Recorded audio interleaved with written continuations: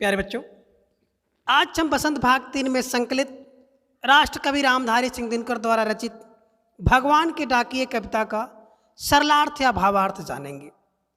प्रस्तुत कविता में राष्ट्र कवि रामधारी सिंह दिनकर जी ने पक्षी और बादल को भगवान का डाकिया या संदेश वाहक बतलाया है। जिस प्रकार से डाकिया संदेश लाने का कार्य करता है, उसी प्रकार से पक्षी और बादल भी संदेश लाने का कार्य कर रहे हैं। तो आज हम भगवान के डाकिए पाठ का सरलार्थ या भावार्थ देखेंगे। अब पद संख्या 1 देखें। पक्षी और बादल ये भगवान के डाकिए हैं जो एक महादेश से दूसरे महादेश को जाते हैं। हम तो समझ नहीं पाते हैं, मगर उनकी लाई गई चिट्ठियाँ पेड़ पौधे पानी और पहाड़ बाँचते हैं।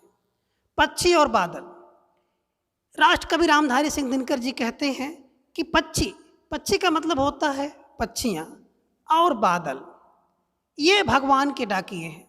पक्षी और बादल ये दोनों भगवान मतलब ईश्वर के डाकिए का मतलब होता है पत्रवाहक या संदेश वाहक हैं, जो एक देश से कह रहे हैं कि जो अर्थात पक्षी और बादल एक महादेश से, एक बड़े देश से दूसरे महादेश को, दूसरे बड़े देश को जाते हैं, अर्थात एक देश का संदेश दूसरे देश तक पहुंचाते हैं। हम तो समझ नहीं पाते हैं, मगर उनकी लाई गई चिट्ठियाँ, कह रहे हम सामान्य जन लोग पक्षी और बादल द्वारा लाए गए संदेश को नहीं समझ सकते हैं। मगर माने लेकिन उनकी लाई चिट्ठियाँ, लेकिन किसकी? पक्षी और बादल द्वारा लाई गई चिट्ठियाँ या संदेश को कौन? पेड़ पौधे पानी और पहाड़ बाँचते हैं। कह रहे हैं कि पेड़ जो हैं, पौधे, पानी और ये पर्वत बहुत आसानी से बाँचते हैं, समझते हैं या पढ़ते हैं। अर्थ देखें, कवि रामधारी सिंह दिनकर जी कहते हैं कि ये पक्षी और बादल दोनों भगवान या ईश्वर के संदेश वाहक हैं, जो ईश्वर का संदेश एक देश से दूसरे देश तक पहुंचाते हैं। ईश्वर के संदेश को सभी देशों में फैलाते हैं और किसी के साथ भेदभाव या पक्षपात नहीं करते हैं। कवि दिनकर जी कहते हैं कि हम सामान्य जन पक्षी एवं बादल द्वारा लाई गई चिट्ठियाँ या संदेश को नहीं पढ़ पाते हैं, नहीं समझ पाते हैं, लेकिन पक्षी और बादल द्वारा लाए गए संदेश को पेड़ पौधे पानी पर्वत बहुत अच्छी तरह से समझते हैं। कवि का आशय है या भाव है कि ईश्वर के संदेश को, प्रकृति के संदेश को केवल प्रकृति ही अच्छी तरह से समझती है। एक बार फिर देखें, कवि रामधारी सिंह दिनकर जी कहते हैं कि ये पक्षी और बादल दोनों भगवान के संदेश वाहक हैं, जो ईश्वर का संदेश एक देश से दूसरे देश तक पहुंचाते हैं। ईश्वर के संदेश को सभी देशों में फैलाते हैं और किसी के साथ भेदभाव या पक्षपात नहीं करते हैं। कवि दिनकर जी आगे कहते हैं कि हम सामान्य जन पक्षी एवं बादल द्वारा लाए गई चिट्ठियाँ या संदेश को नहीं पढ़ पाते हैं, नहीं समझ पाते हैं, लेकिन पक्षी एवं बादल द्वारा लाए गए संदेश को पेड़ पौधे जल पहाड़ बहुत अच्छी तरह से समझते हैं।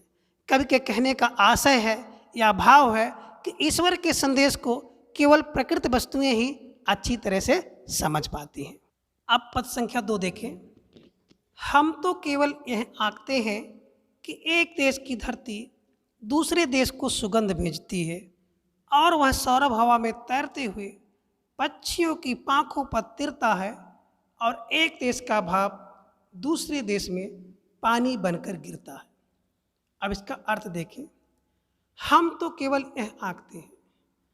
कवि रामधारी सिंह दिनकर जी कहते हैं कि हम सामान्य लोग पक्षी एवं बादल द्वारा लाए गए चिट्ठी को या संदेश को नहीं पढ़ सकते हैं, इसलिए हम तो केवल यह आंकते हैं। इसलिए हम केवल यह अनुमान लगाते हैं कि एक देश की धरती दूसरे देश को सुगंध भेजती है, कि एक देश की धरती दूसरे देश की धरती को सुगंध या महक या खुशबू भेजती है। और वह सौरभ हवा में तैरते हुए पक्षियों की पंखों पर तैरता है। वह सुगंध या खुशबू पक्षियों के पंखों पर तैरता हुआ एक देश से दूसरे देश को फैलता है। अर्थात प्रकृति किसी के साथ भेदभाव नहीं करती है और ना ही प्रकृति किसी बंधन को ही स्वीकार करती है। इसी कारण से एक देश का भाप दूसरे देश में पानी बनकर गिरता है। कह रहे हैं इसी कारण से एक देश का बादल दूसरे देश में पानी बनकर बरसता है। भाव यह है कि प्रकृति या ईश्वर किसी के साथ देश, धर्म, जात के आधार पर भेदभाव या पक्षपात नहीं करती है। वह सभी के साथ सहानुभूतिपूर्व प्रेम एवं बंधुत्व तथा समानता का व्यवहार रखती है, समानता का व्यवहार करती है। एक बार फिर देखें, राष्ट्रकवि रामधारी सिंह दिनकर जी कहते हैं कि हम तो पक्षी एवं बादल द्वारा लाए गए संदेश को नहीं पढ़ सकते हैं। हम केवल जो सामान्य लोग इसका अनुमान लगाते हैं कि एक देश की धरती दूसरे देश की धरती को सुगंध, महक या खुशबू भेजती है और वह सुगंध या खुशबू पक्षियों के पंखों पर तैरता हुआ एक देश से दूसरे देश को फैलता है। अर्थात प्रकृति किसी के साथ भेदभाव नहीं करती है और ना ही प्रकृति किसी के बंधन को स्वीकार ही करती है। इसी कारण से एक देश का भाप दूसरे देश में पानी बनकर गिरता है। आशय यह है कि एक देश में उठा हुआ बादल दूसरे देश में जाकर वर्षा करता है। भाव यह है कि प्रकृति या ईश्वर किसी के साथ धर्म, देश या जात के आधार पर भेदभाव या पक्षपात नहीं करती है। वह सभी के साथ सहानुभूतिपूर्व प्रेम एवं बंधुत्व तथा समानता का व्यवहार करती है। एक बार फिर देखें, राष्ट्रकवि रामधारी सिंह दिनकर जी कहते हैं कि हम तो पक्षी एवं बादल द्वारा लाए गए संदेश को नहीं पढ़ सकते हैं। हम केवल जो सामान्य लोग इसका अनुमान लगाते हैं कि एक देश की धरती दूसरे देश की धरती को सुगंध, महक या खुशबू भेजती है और वह सुगंध या खुशबू पक्षियों के पंखों पर तैरता हुआ एक देश से दूसरे देश को फैलता है। अर्थात प्रकृति किसी के साथ भेदभाव नहीं करती है और ना ही प्रकृति किसी के बंधन को स्वीकार ही करती है। इसी कारण से एक देश का भाप दूसरे देश में पानी बनकर गिरता है। आशय यह है कि एक देश में उठा हुआ बादल दूसरे देश में जाकर वर्षा करता है। भाव यह है कि प्रकृति या ईश्वर किसी के साथ धर्म, देश या जात के आधार पर भेदभाव या पक्षपात नहीं करती है। वह सभी के साथ सहानुभूतिपूर्व प्रेम एवं बंधुत्व तथा समानता का व्यवहार करती है। तो आज की क्लास में बस इतना। अगली क्लास में हम लोग इस पाठ का प्रश्नाभ्यास हल करेंगे। तब तक के लिए थैंक्स फॉर वॉचिंग।